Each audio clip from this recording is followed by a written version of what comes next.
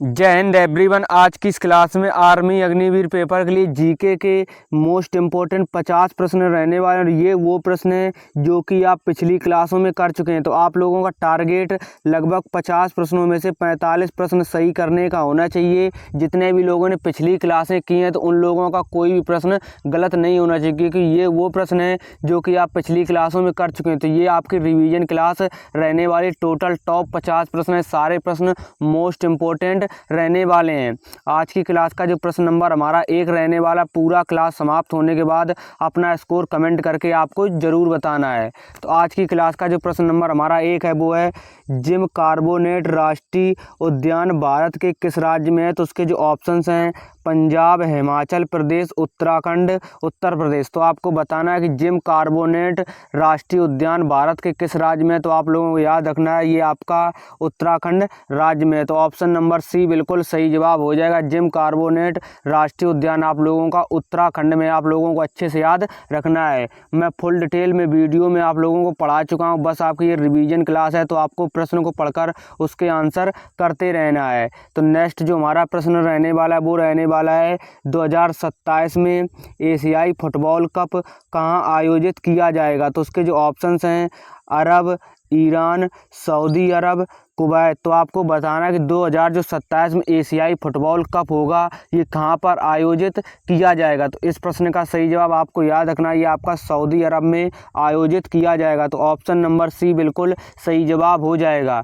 Next जो हमारा प्रश्न रहने वाला है, सारे प्रश्न आपके मोस्ट इम्पोर्टेंट रहने वाले और उन्हीं टॉपिक से प्रश्न है जिस टॉपिक से आपके आर्मी अग्निवीर के पेपर में प्रश्न पूछे जाते हैं। तो आप लोगों को क्लास में शुरू से लास्ट तक जरूर जुड़े रहना है और क्लास समाप्त होने के बाद अपना स्कोर कमेंट करके बताना है। नेक्स्ट जो हमारा प्रश्न रहने वाला वो है, आपका प्रसिद्ध हिल स्टेशन रानीखेत कहाँ स्थित है? तो उसके जो ऑप्शंस हैं, राजस्थान, उत्तर प्रदेश, हिमाचल प्रदेश, उत्तराखंड। तो आपको बताना है कि प्रसिद्ध हिल स्टेशन रानीखेत कहाँ पर स्थित है? तो इस प्रश्न का सही जवाब आपको याद रखना, ये आपका उत्तराखंड में स्थित है। तो ऑप्शन नंबर डी बिल्कुल सही जवाब हो जाएगा। जो आपका हिल स्टेशन रानीखेत है ये आप लोगों का उत्तराखंड में स्थित है। नेक्स्ट जो हमारा प्रश्न रहने वाला, फुल डिटेल में मैं आपको सारी चीज़ें क्लास में बता चुका हूँ, ऑप्शन से रिलेटेड भी सारी जानकारी बताई है। तो ये आपकी रिवीजन क्लास है, बस आपको प्रश्न को पढ़कर उसका आंसर करते रहना है। नेक्स्ट जो हमारा प्रश्न रहने वाला, इस क्लास का पूरा PDF आप लोगों को मैं टेलीग्राम चैनल पर दे दूंगा विद आंसर सहित। तो आप लोग टेलीग्राम चैनल से जरूर जुड़ जाना। टेलीग्राम चैनल का नाम भी आपका विशाल डिफेंस कैरियर है, नहीं तो आप वीडियो को डिस्क्रिप्शन में जाओगे, वहाँ पर आपको टेलीग्राम चैनल का लिंक मिल जाएगा, वहाँ से आप लोग बिल्कुल आसानी से हमारे टेलीग्राम चैनल से जुड़ सकते हैं। नेक्स्ट जो प्रश्न है वो रहने वाला, रण उत्सव कहाँ मनाया जाता है? तो उसके जो ऑप्शंस हैं, गुजरात, हिमाचल प्रदेश, राजस्थान, मध्य प्रदेश। तो रण उत्सव कहाँ मनाया जाता है? तो सही जवाब आपका हो जाएगा, ये आपका राजस्थान में मनाया जाता है। तो ऑप्शन नंबर सी बिल्कुल सही जवाब हो जाएगा। नेक्स्ट जो हमारा प्रश्न रहने वाला है वो रहने वाला है, जितने भी लोग चैनल पर नए तो चैनल को सब्सक्राइब कर लें और वीडियो को लाइक आप लोग ज़रूर कर दें। नेक्स्ट जो हमारा प्रश्न है, प्रश्न नंबर 5, वो है, मास्टर रैंक किस रक्षा बल से संबंधित है? तो उसके जो ऑप्शंस हैं वो हैं, भारतीय सेना, भारतीय नौसेना, भारतीय तिब्बत सीमा पुलिस, सीमा सुरक्षा बल। तो आपको बताना है जो मास्टर रैंक है ये किस रक्षा बल से संबंधित है? तो आप लोगों को याद रखना ये आपकी भारतीय नौसेना से संबंधित है। तो ऑप्शन नंबर आप लोगों का बी बिल्कुल सही जवाब हो जाएगा, आपको अच्छे से याद रखना है। नेक्स्ट प्रश्न रहने वाला, आपके पेपर में यहाँ से प्रश्न जरूर देखने को मिलेंगे। आप लोग अच्छे तरीके से सारी क्लासों को कंप्लीट करते रहें और आप लोग अपना स्कोर कमेंट करके आपको ज़रूर बताना है। अगर आप लोग हमसे कुछ पर्सनल बात करना चाहते तो आप लोग हमें इंस्टाग्राम पर मैसेज कर सकते हैं। अगर आपका कोई भी डाउट है तो आप लोग इस कमेंट बॉक्स में अपना डाउट लिख सकते हैं। नेक्स्ट जो हमारा प्रश्न रहने वाला वो रहने वाला है, निम्नलिखित में से कौन सी योजना 2023 में शुरू की गई? तो उसके जो ऑप्शंस हैं, PM कुसुम योजना, प्रधानमंत्री विश्वकर्मा योजना, प्रधानमंत्री जन आरोग्य योजना, पीएम किसान योजना। तो आपको बताना है कि निम्नलिखित में से कौन सी योजना 2023 में शुरू की गई थी। जो आपकी 2023 में योजना शुरू हुई थी वो आप लोगों को याद रखना, ये आपकी प्रधानमंत्री विश्वकर्मा योजना शुरू हुई थी। तो ऑप्शन नंबर आप लोगों का बी बिल्कुल सही जवाब हो जाएगा। आप लोगों को अच्छे से याद रखना है। नेक्स्ट जो हमारा प्रश्न रहने वाला, जब आप लोग एक बार क्लास से पढ़ने के बाद फिर उसके बाद आपको एक बार पीडीएफ से ज़रूर पढ़ लेना है। अगर आप लोग एक प्रश्न को 2-2 3-3 बार देखते हो तो वो प्रश्न आपके माइंड में बिल्कुल सेट हो जाता है। तो आप लोगों को अच्छे तरीके से अपनी पढ़ाई करते रहना। जितने भी मैं आपको प्रश्न करा रहा हूँ सारे प्रश्न मोस्ट इम्पोर्टेंट रहने वाले हैं आर्मी एग्जाम के लिए। नेक्स्ट जो हमारा प्रश्न रहने वाला है वो रहने वाला है आपका 13 अप्रैल 1919 को कौन सी घटना घटित हुई थी। तो उसके जो ऑप्शंस हैं, ककोरी षड्यंत्र, जलियांवाला बाग हत्याकांड, चौरी चौरा कांड, राष्ट्रीय आंदोलन। तो आपको बताना है कि 13 अप्रैल 1919 को कौन सी घटना घटित हुई थी। तो इस प्रश्न का सही जवाब आपका हो जाएगा जलियांवाला बाग हत्याकांड 13 अप्रैल 1919 को हुआ था। तो आप लोगों को अच्छे से याद रखना है। तो ऑप्शन नंबर आप लोगों का बी बिल्कुल सही जवाब हो जाएगा। नेक्स्ट जो हमारा प्रश्न रहने वाला वो रहने वाला है आपका, निम्नलिखित में से किस भारतीय राज्य में गणगौर त्यौहार मनाया जाता है। तो उसके जो ऑप्शंस हैं, मणिपुर, राजस्थान, कर्नाटक, केरल। तो आपको बताना है कि गणगौर त्यौहार किस राज्य में मनाया जाता है। तो इस प्रश्न का सही जवाब आपका हो जाएगा, ये आपका राजस्थान राज्य में मनाया जाता है। तो ऑप्शन नंबर बी आप लोगों का बिल्कुल सही जवाब हो जाएगा। तो गणगौर त्यौहार आपका राजस्थान में मनाया जाता है। नेक्स्ट जो हमारा प्रश्न रहने वाला, आप लोग खुद देख पा रहे हैं कि सारे प्रश्न मोस्ट इम्पोर्टेंट है और आपके पेपर में इससे बाहर प्रश्न देखने को नहीं मिलेंगे। मैं कोशिश करता हूँ, मैं आपको जितने भी प्रश्न कराता हूँ सारे प्रश्न इम्पोर्टेंट कराता और उन्हीं टॉपिक से प्रश्न कराता हूँ जिस टॉपिक से आपके पेपर में हर वर्ष प्रश्न पूछे जाते हैं। नेक्स्ट जो हमारा प्रश्न रहने वाला वो रहने वाला आपका, सत्य के साथ मेरे प्रयोग के लेखक कौन है। तो आपको बताना है जो सत्य के साथ मेरे प्रयोग हैं ये आपकी जो पुस्तक है इसके लेखक कौन है। तो उसके चारों ऑप्शंस आपको देखकर राइट आंसर बताना है कि इस पुस्तक के लेखक कौन है। तो उसके जो ऑप्शंस हैं, महात्मा गांधी, तारा अली बेग, मौलाना अबुल कलाम आज़ाद, गोविंद बल्लभ पंत। तो आपको बताना है कि सत्य के साथ मेरे प्रयोग पुस्तक के लेखक कौन है। तो इस प्रश्न का जो सही जवाब होगा वो आप लोगों को याद रखना महात्मा गांधी हो जाएगा। तो ऑप्शन नंबर आप लोगों का ए बिल्कुल सही जवाब हो जाएगा। नेक्स्ट जो हमारा प्रश्न रहने वाला वो रहने वाला है आपका, अर्जुन पुरस्कार विजेता जो आपकी दीक्षा डांगर है ये किस खेल से संबंधित है। तो उसके जो ऑप्शंस हैं, गोल्फ, टेनिस, बैडमिंटन, व्यायाम।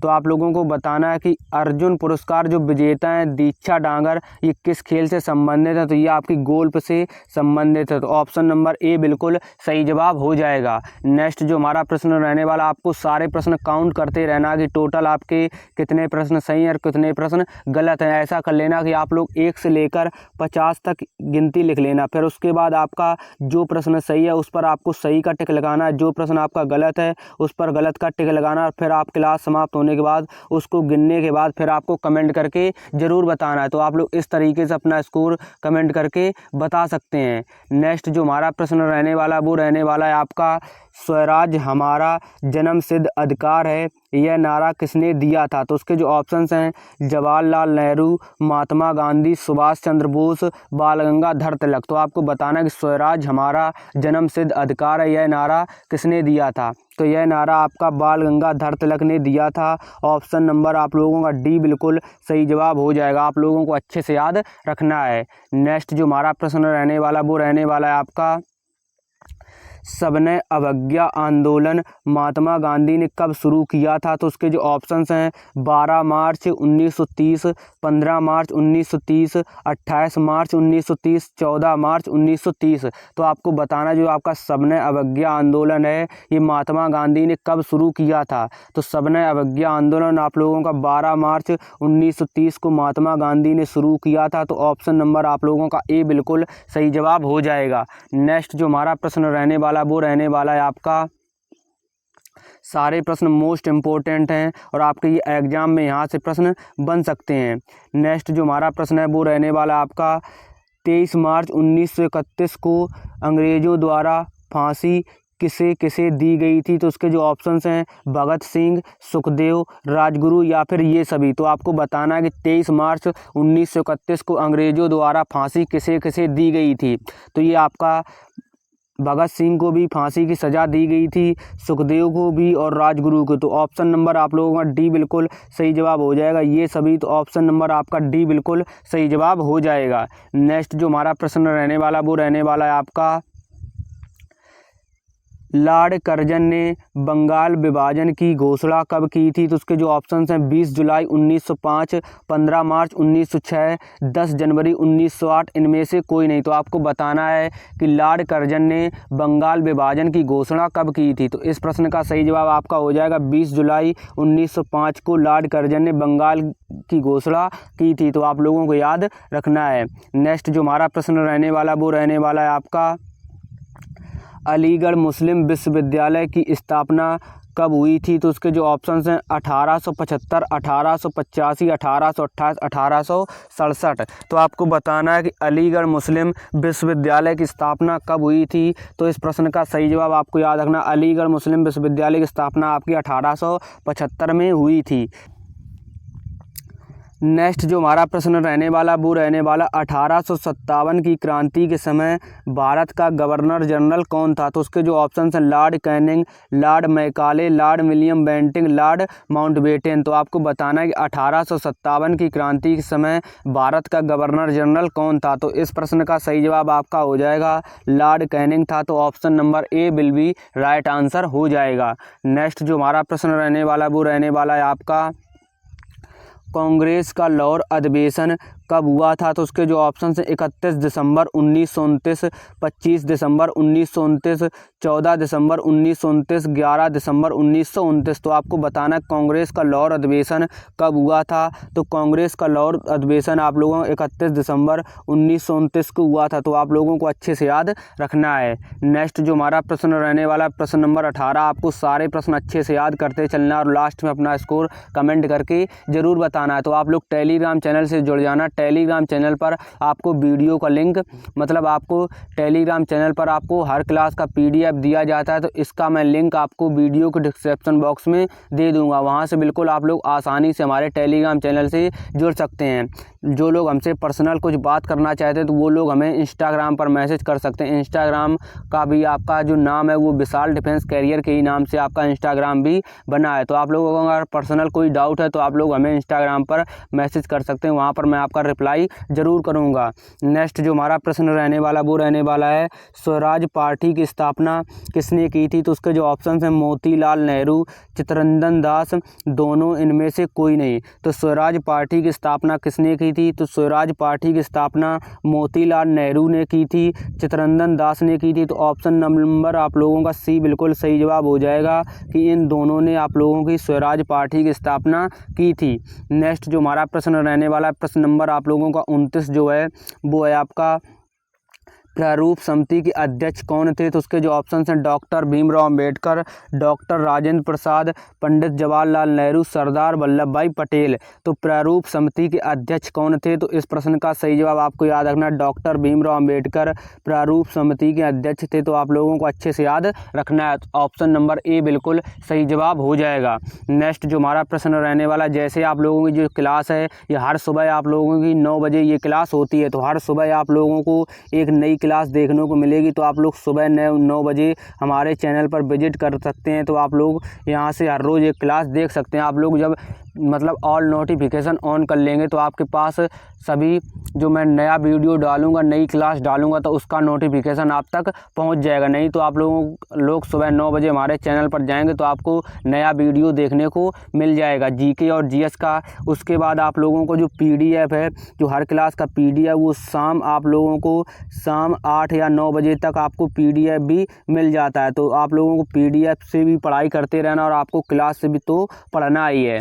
नेक्स्ट जो हमारा प्रश्न रहने वाला प्रश्न नंबर 20 वो रहने वाला, अस्पृश्यता का अंत किस अनुच्छेद में है? तो उसके जो ऑप्शंस हैं अनुच्छेद 24, अनुच्छेद 5, अनुच्छेद 17, अनुच्छेद 52। तो अस्पृश्यता का अंत आप लोगों का अनुच्छेद 17 में आप लोगों को अच्छे से याद रखना है। नेक्स्ट जो हमारा प्रश्न रहने वाला वो रहने वाला है आपका, भारतीय संविधान का निर्माण किस योजना के तहत हुआ था? तो उसके जो ऑप्शन हैं गोलमेज सम्मेलन, कैबिनेट मिशन, पूना समझौता, भारत छोड़ो आंदोलन। तो भारतीय संविधान सभा का गठन जो है वो आप लोगों का निर्माण है वो किस योजना के तहत हुआ था? तो ये आप लोगों का जो हुआ था वो आपको अच्छे से याद रखनी है। तो इस प्रश्न का सही जवाब आपका हो जाएगा कैबिनेट मिशन योजना के तहत भारतीय संविधान का निर्माण हुआ था। नेक्स्ट जो हमारा प्रश्न रहने वाला है प्रश्न नंबर 22 वो रहने वाला है आपका संविधान सभा का स्थायी अध्यक्ष किसे चुना गया? तो उसके जो ऑप्शंस हैं भीमराव अंबेडकर, सच्चिदानंद सिन्हा, राजेंद्र प्रसाद, केशव दास। तो आपको बताना है संविधान सभा का स्थायी अध्यक्ष किसे चुना गया? तो सही जवाब आपका हो जाएगा राजेंद्र प्रसाद। तो राजेंद्र प्रसाद को संविधान सभा का स्थायी अध्यक्ष चुना गया था। नेक्स्ट जो हमारा प्रश्न रहने वाला वो रहने वाला है आपका राष्ट्रीय ध्वज को संविधान ने कब अपनाया था? तो उसके जो ऑप्शंस हैं 22 जुलाई 1947, 24 जनवरी 1950, 24 जनवरी 1950, इनमें से कोई नहीं। तो आपको बताना है कि राष्ट्रीय ध्वज को संविधान ने कब अपनाया था? तो राष्ट्रीय ध्वज को संविधान ने जो अपनाया था सही जवाब आपका हो जाएगा 22 जुलाई 1947 को। तो आप लोगों को ऑप्शन नंबर ए को अच्छे तरीके से याद कर लेना है। नेक्स्ट जो हमारा प्रश्न रहने वाला वो रहने वाला है आपका भारत के मूल संविधान में कितने भाग अनुच्छेद अनुसूचियाँ थी? तो उसके जो ऑप्शंस हैं 22 भाग, 395 अनुच्छेद, 12 अनुसूचियाँ। ऑप्शन नंबर जो बी है आपका 22 भाग, 395 अनुच्छेद, 8 अनुसूचियाँ, 22 भाग, 442 अनुच्छेद, 10 अनुसूचियाँ, इनमें से कोई नहीं। तो आपको बताना है कि भारत के मूल संविधान में कितने भाग, अनुच्छेद और अनुसूचियाँ थी। तो इस प्रश्न का सही जवाब आपको याद रखना है जो भारत के मूल संविधान में थी वो आप लोगों के 22 भाग थे, 395 अनुच्छेद थे, 8 अनुसूचियाँ हैं। वर्तमान में आप लोगों को तो ऑप्शन नंबर बी बिल्कुल सही जवाब हो जाएगा। वर्तमान में आप लोगों का बिल्कुल सही जवाब ऑप्शन नंबर ए हो जाएगा। तो वर्तमान में आप लोगों के जो टोटल हैं वो आप लोगों के 22 भाग हैं, 395 अनुच्छेद हैं और 12 अनुसूचियाँ। तो आपको याद रखना है अगर आपसे वर्तमान में पूछा जाएगा तो आपको बताना है ऑप्शन नंबर ए बिल्कुल सही जवाब हो जाएगा। अगर आपसे मतलब मूल संविधान में पूछेगा तो आपका ऑप्शन नंबर बी बिल्कुल सही जवाब हो जाएगा। नेक्स्ट जो हमारा प्रश्न रहने वाला है वो रहने वाला है आपका सबसे कम शहरी जनसंख्या किस राज्य में पाई जाती है? तो उसके जो ऑप्शंस हैं अरुणाचल प्रदेश, दिल्ली, सिक्किम, दादर तथा नागर हवेली। तो आपको बताना है सबसे कम शहरी जनसंख्या किस राज्य में पाई जाती है? तो इस प्रश्न का सही जवाब आपका सिक्किम हो जाएगा। सिक्किम राज्य में सबसे कम जनसंख्या पाई जाती है। तो आप लोगों को अच्छे से याद रखना है। नेक्स्ट जो हमारा प्रश्न रहने वाला वो रहने वाला है आपका सरदार सरोवर परियोजना किस राज्य की है? तो उसके जो ऑप्शंस हैं गुजरात, राजस्थान, तमिलनाडु, कर्नाटक। तो आपको बताना है सरदार सरोवर परियोजना किस राज्य की है? तो इस प्रश्न का सही जवाब आपका हो जाए गुजरात राज्य की है सरदार सरोवर परियोजना। तो आपको अच्छे से याद रखना है। नेक्स्ट जो हमारा प्रश्न रहने वाला वो रहने वाला है आपका उत्तराखंड में कौन सा राष्ट्रीय उद्यान है? तो उसके जो ऑप्शन हैं दुधवा राष्ट्रीय उद्यान, जिम कार्बोनेट राष्ट्रीय उद्यान, बांदीपुर राष्ट्रीय उद्यान, गिर वन अभ्यारण्य। तो आप लोगों को इस प्रश्न का आंसर गलत नहीं होना चाहिए क्योंकि ये प्रश्न मैं अभी क्लास में कुछ देर पहले ही कराया हूँ। तो आपको बताना है कि उत्तराखंड में कौन सा राष्ट्रीय उद्यान है। तो ऐसे प्रश्न को थोड़ा सा बदल दिया गया लेकिन प्रश्न सेम वही है। तो सही जवाब हो जाएगा आपका जिम कार्बोनेट राष्ट्रीय उद्यान आपका उत्तराखंड में है। और वहाँ पर हमने पूछा था कि आपका जिम कार्बोनेट राष्ट्रीय उद्यान किस राज्य में है? तो आपने बताया था उत्तराखंड। उसका मतलब अब यहाँ पर पूछ लिया गया उत्तराखंड में कौन सा राष्ट्रीय उद्यान है। तो आपके पेपर में बिल्कुल इसी टाइप के ही प्रश्न पूछे जाएंगे। हो सकता है कि वो प्रश्नों को थोड़ा सा बदल दे लेकिन आप लोगों के जो आंसर हैं वही रहेंगे। अगर आपने ध्यान से पढ़ा होगा तो आप लोग प्रश्न गलत नहीं करेंगे। नेक्स्ट जो हमारा प्रश्न रहने वाला वो रहने वाला है आपका 28 नंबर प्रश्न। वो है आपका भारत का जो राष्ट्रीय जलमार्ग एक है वो कहाँ से कहाँ तक है? तो उसके जो ऑप्शंस हैं प्रयागराज से हल्दिया, सादिया से धुबरी, कोलम से कुटुम्बपुरम, लखीमपुर से बांगा। तो आपको बताना है जो भारत का राष्ट्रीय जलमार्ग है वो एक कहाँ से कहाँ तक है? तो सही जवाब आपका हो जाएगा एक जो आपका है वो प्रयागराज से हल्दिया तक। तो आप लोगों को अच्छे से याद रखना है ये आपका जलमार्ग संख्या 1 है, तो आप लोगों को अच्छे से याद रखना है। नेक्स्ट जो हमारा प्रश्न रहने वाला, इस प्रश्न के बारे में सारी डिटेल से वीडियो मैंने बना के आपको बताया कि आप लोगों का 1 किससे संबंधित है, 2 किससे संबंधित है, जलमार्ग 3, सारी चीज़ें डिटेल से पढ़ाई। तो आप लोगों को जो मैंने 10 क्लासें कराई, उन 10 क्लासों का अलग से प्लेलिस्ट बना दिया है, तो आप लोग उन क्लासों को अच्छे से एक बार कंप्लीट जरूर कर लेना। उस प्लेलिस्ट में आपको बहुत अच्छे अच्छे प्रश्न देखने को मिलेंगे, एग्जाम से रिलेटेड ही प्रश्न कराए हैं। तो नेक्स्ट जो हमारा प्रश्न रहने वाला, प्रश्न नंबर 29, वो रहने वाला है राष्ट्रीय राजमार्ग संख्या 1 कहाँ से कहाँ तक है। वहाँ पर पूछा गया था जलमार्ग संख्या 1 कहाँ से कहाँ तक, और इस प्रश्न में पूछा गया है राष्ट्रीय राजमार्ग संख्या 1 कहाँ से कहाँ तक है। तो उसके जो ऑप्शन हैं, दिल्ली से पाकिस्तान, दिल्ली से कोलकाता, आगरा से मुंबई, वाराणसी से कन्याकुमारी। तो आपको बताना है राष्ट्रीय राजमार्ग संख्या 1 कहाँ से कहाँ तक है। तो सही जवाब आपका हो जाएगा, ये आपका दिल्ली से पाकिस्तान तक है। तो ऑप्शन नंबर ए आप लोगों का बिल्कुल सही जवाब हो जाएगा कि राष्ट्रीय जो आपका राजमार्ग संख्या है वो 1 आप लोगों का दिल्ली से पाकिस्तान जाने का रास्ता है, आप लोग अच्छे से याद रख सकते हैं। नेक्स्ट जो हमारा प्रश्न रहने वाला, प्रश्न नंबर 30, वो रहने वाला आपका सिपकला दर्रा किसको जोड़ता है। तो उसके जो ऑप्शंस हैं वो हैं शिलोंग और कश्मीर, हिमाचल प्रदेश और तिब्बत, शिमला तथा तिब्बत, जम्मू कश्मीर और लद्दाख। तो आपको बताना है कि सिपकला दर्रा किसको जोड़ता है। तो सिपकला दर्रा आप लोगों का जो जोड़ता है वो सही जवाब हो जाएगा ऑप्शन नंबर सी, शिमला तथा तिब्बत को सिपकला दर्रा आपका जोड़ता है। तो ऑप्शन नंबर आप लोगों का सी बिल्कुल सही जवाब हो जाएगा। नेक्स्ट जो आपका प्रश्न रहने वाला, बस आपके 20 प्रश्न और बचे हैं, सारे प्रश्न मोस्ट इंपॉर्टेंट रहने वाले। तो आप लोग क्लास में शुरू से लास्ट तक जरूर बने रहें और क्लास समाप्त होने के बाद अपना स्कोर कमेंट करके आपको ज़रूर बताना है। जितने भी लोगों के 45 प्रश्न सही निकलेंगे तो उन लोगों की तैयारी बहुत अच्छी चल रही है, वो लोग एक जीके जीएस में अच्छा स्कोर कर आएंगे। मैं आपको अब 2 क्लासें लगभग जीएस की करा दूंगा, विज्ञान की आपको क्लासें करा दूंगा, फिर उसके बाद मैं मैराथन क्लास का अनाउंसमेंट कर दूंगा, फिर उसके बाद आपकी मैराथन क्लास कराने के बाद फिर उसका भी मैं रिवीजन आपको करा दूंगा। तो आपको परेशान होने की ज़रूरत नहीं, अगर आप जो चीज़ मैं आपको पढ़ाऊंगा उसका रिवीजन भी मैं ही कराऊंगा, बस आपको सारी चीज़ें अच्छे से याद करते चलना है। नेक्स्ट जो हमारा प्रश्न रहने वाला, आपको बताना 31 नंबर प्रश्न का सही जवाब क्या होगा कि भारत की स्थल सीमा की लंबाई कितने किलोमीटर है। तो उसके जो ऑप्शन हैं 15,500 किलोमीटर, 16,300 किलोमीटर, 15,200 किलोमीटर, 16,300 किलोमीटर। तो आपको बताना कि भारत की स्थल सीमा की लंबाई कितनी है। तो इस प्रश्न का सही जवाब आपका हो जाएगा, ये आपका हो जाएगा 15,200 किलोमीटर। तो ऑप्शन नंबर सी आप लोगों को अच्छे से याद रखना है। वो हो सकता है कि किसी प्रश्न में 2 ऑप्शन एक जैसे लिख जाते हैं तो आपको परेशान होने की जरूरत नहीं, लेकिन आपको सिर्फ सही ऑप्शन को अच्छे से याद कर लेना है।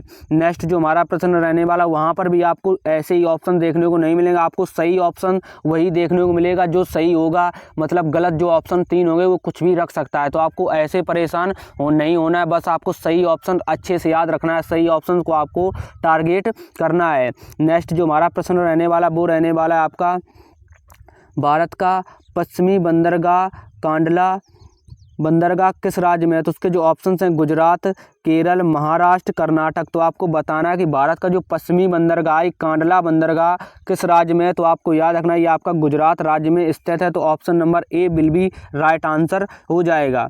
नेक्स्ट जो हमारा प्रश्न रहने वाला वो रहने वाला आपका प्रश्न नंबर 33, वो रहने वाला राजीव गांधी हवाई अड्डा किस राज्य में है। तो उसके जो ऑप्शन हैं नई दिल्ली, मुंबई, कोलकाता, हैदराबाद। तो राजीव गांधी हवाई अड्डा किस राज्य में है। तो आपको याद रखना है ये आपका हैदराबाद में है। तो राजीव गांधी हवाई अड्डा आप लोगों का हैदराबाद राज्य में, आप लोग अच्छे से याद रखेंगे।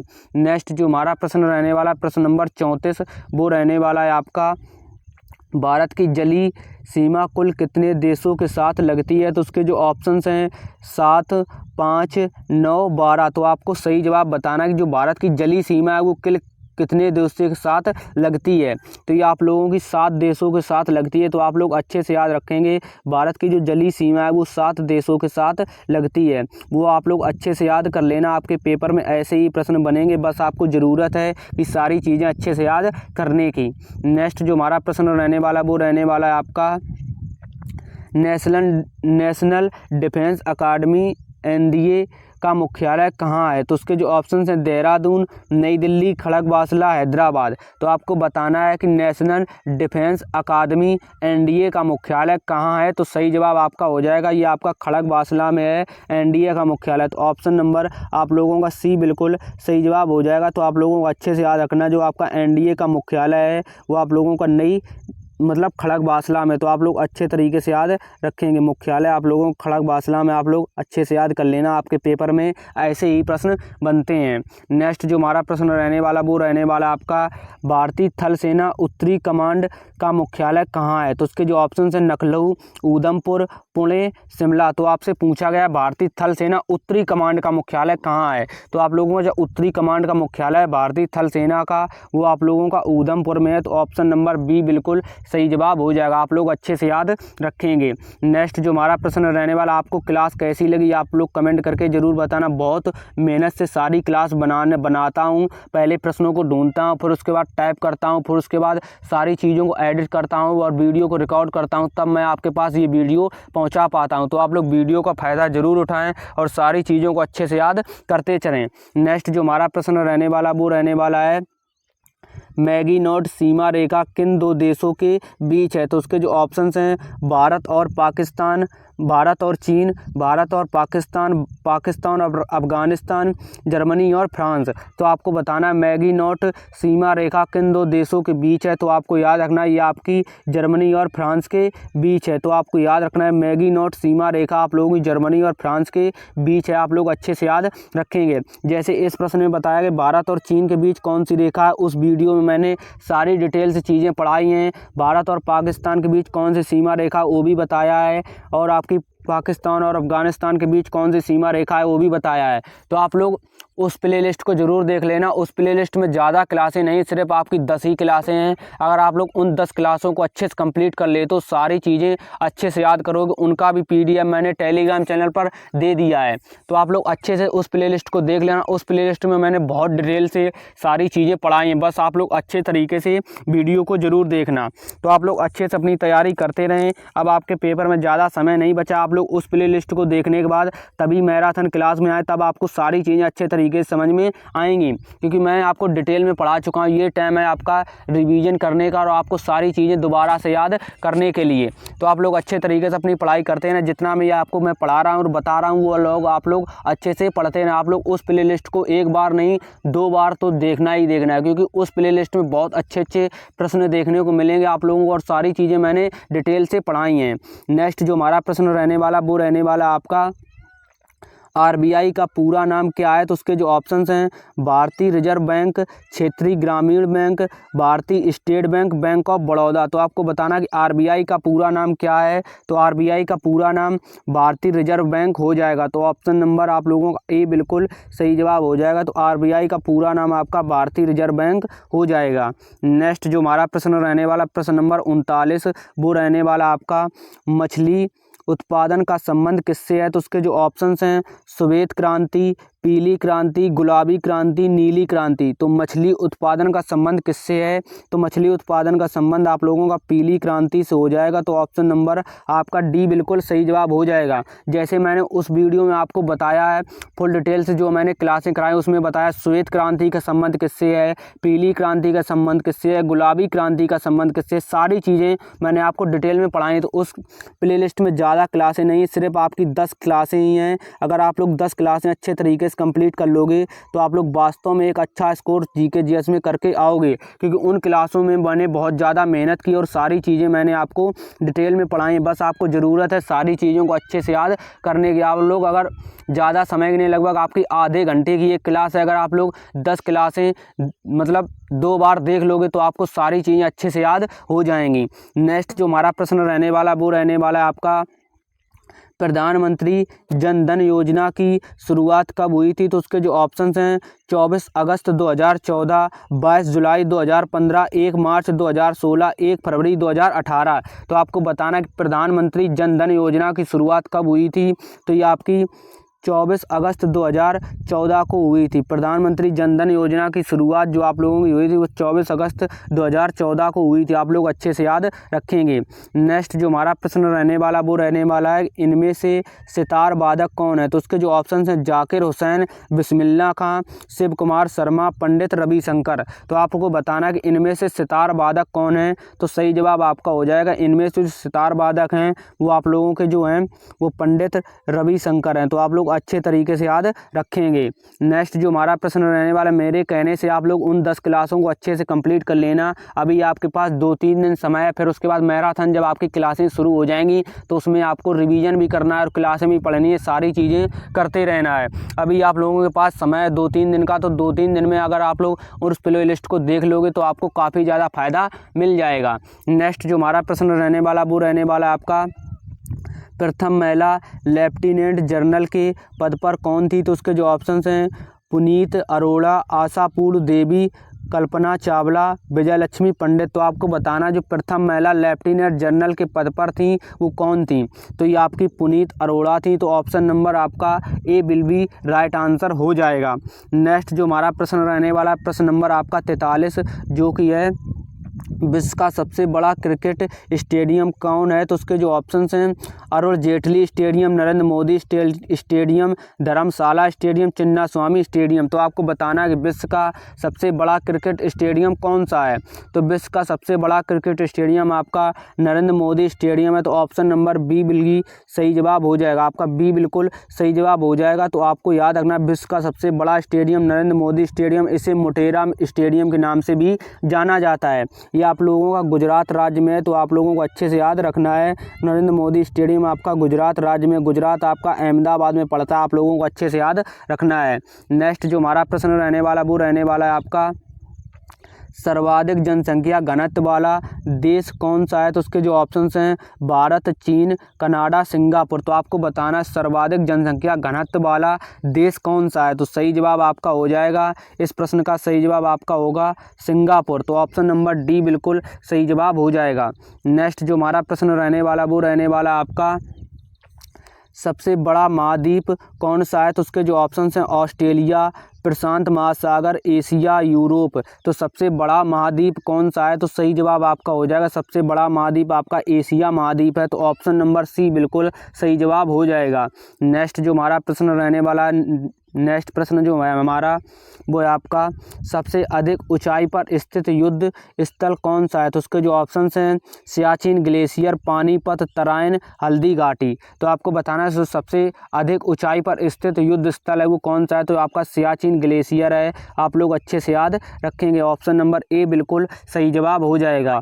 नेक्स्ट जो हमारा प्रश्न रहने वाला, आपके पेपर में बिल्कुल इसी टाइप के ही प्रश्न पूछे जाएंगे, बस आपको सारी चीज़ें अच्छे से याद कर लेना है। नेक्स्ट जो हमारा प्रश्न है वो है वानखेड़े क्रिकेट स्टेडियम कहाँ पर है? तो उसके जो ऑप्शंस हैं कोलकाता, कानपुर, मुंबई, अहमदाबाद। तो वानखेड़े क्रिकेट स्टेडियम कहाँ पर है? तो सही जवाब आपका हो जाएगा, वानखेड़े क्रिकेट स्टेडियम आपका मुंबई में है।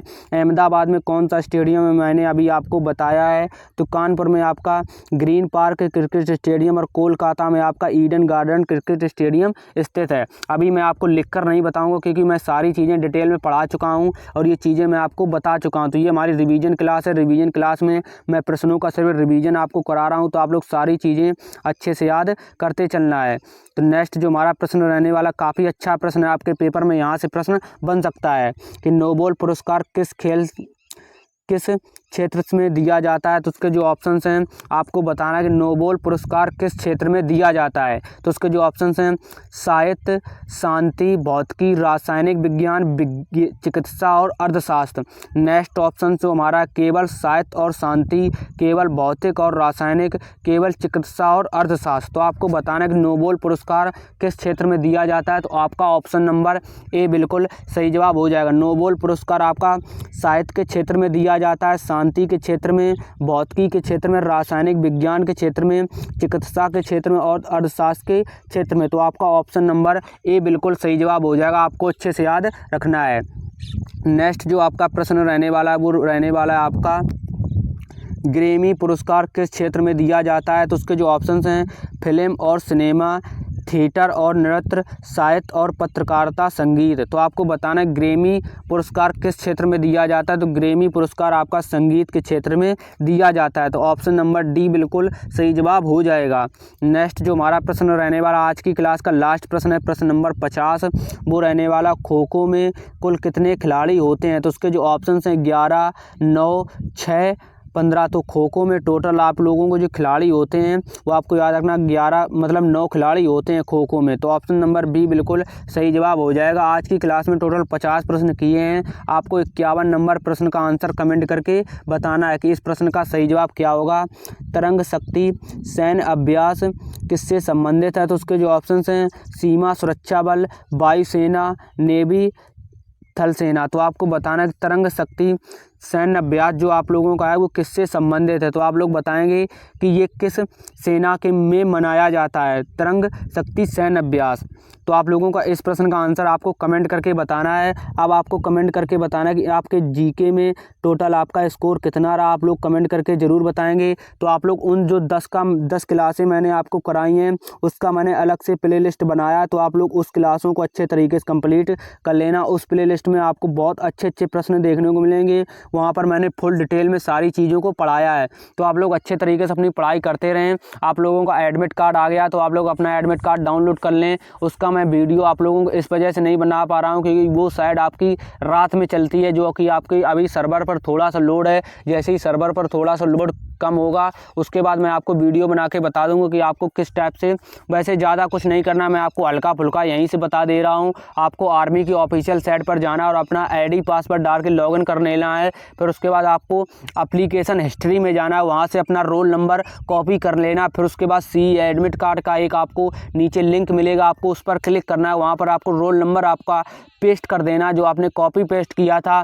फिर उसके बाद आपने पासवर्ड में आपको अपनी डेट ऑफ बर्थ डाल देनी, बिना कोई स्पेस, बिना कोई करेक्टर के, ठीक है ना। उसके बाद फिर आपको पासवर्ड डालने के बाद आपको कैप्चा डालने में लॉगिन करेंगे तो आपका एडमिट कार्ड खुल जाएगा। ज़्यादा कुछ नहीं है, आप लोग बिल्कुल आसानी से अपना एडमिट कार्ड डाउनलोड कर सकते हैं। तो आपको अगर कोई भी दिक्कत परेशानी है तो आप लोग हमें कमेंट करें। कमेंट के माध्यम से उस डाउट को मैं क्लियर करूँगा। आप लोगों को अगर कोई भी सवाल जवाब है तो आप लोग हमें पर्सनल, अगर आपको हमसे कोई भी बात करनी है तो आप लोग हमें इंस्टाग्राम पर मैसेज कर सकते हैं। तो आप लोग हर क्लास का PDF पाने के लिए हमारे टेलीग्राम चैनल से जरूर जुड़ जाएं। जितने भी लोग चैनल पर नए हैं तो चैनल को सब्सक्राइब कर लें और वीडियो को लाइक जरूर कर दें। आप लोग नोटिफिकेशन को ऑन जरूर कर लेना क्योंकि अगर आपको कोई भी नया वीडियो डालूंगा तो आपके पास जल्दी से जल्दी नोटिफिकेशन पहुँचना चाहिए। तो आप लोग सारी चीज़ों को अच्छे तरीके से याद करते रहना। आपके पेपर में इससे बाहर प्रश्न देखने को नहीं मिलेंगे। मैं आपको बहुत अच्छे तरीके से सारी चीज़ें करा रहा हूँ। आप लोग उन 10 जो मैंने क्लासें बताई थी उसका मैंने अलग से प्लेलिस्ट बनाया है। मैंने बहुत डिटेल में सारी चीज़ें पढ़ाई हैं। तो आप लोग अच्छे तरीके से उन 10 क्लासों को कंप्लीट कर लेना। तो अगर आपका कोई भी सवाल जवाब कमेंट करें। मिलते हैं नेक्स्ट क्लास में, तब तक के लिए जय हिंद, जय भारत, वंदे मातरम।